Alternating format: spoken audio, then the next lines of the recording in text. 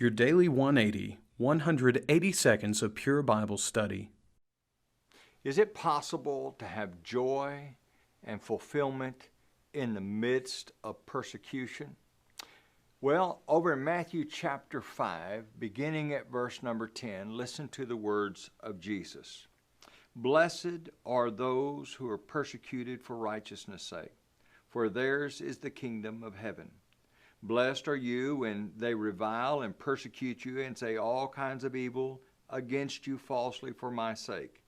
Rejoice and be exceedingly glad, for great is your reward in heaven, for so they persecuted the prophets who were before you.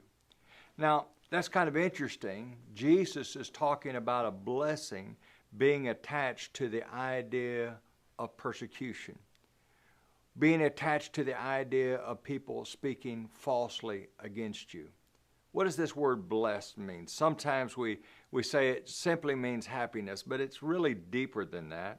It is the idea of being blessed. It's the idea of being fortunate.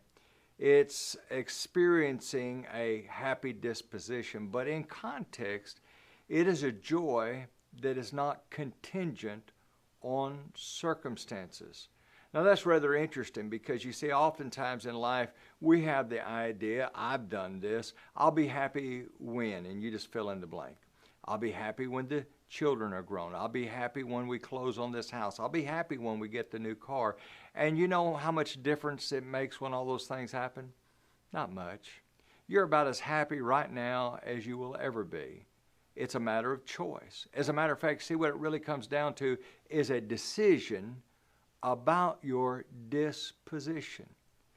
God does not give us commands that we cannot fulfill. And He expects us to have the right attitude about life. And life for the Christian involves difficult times. Now listen, don't misunderstand me. I'll make it clear throughout this study that the best life is the Christian life. But tomorrow we're going to be looking over at Matthew chapter 10 and come to realize there will be tough times, and we need not be surprised or shocked by that. Nevertheless, the best life is the Christian life. And we need to face that life with joy and fulfillment and meaning as a result of the fact that we get to suffer for Christ's name.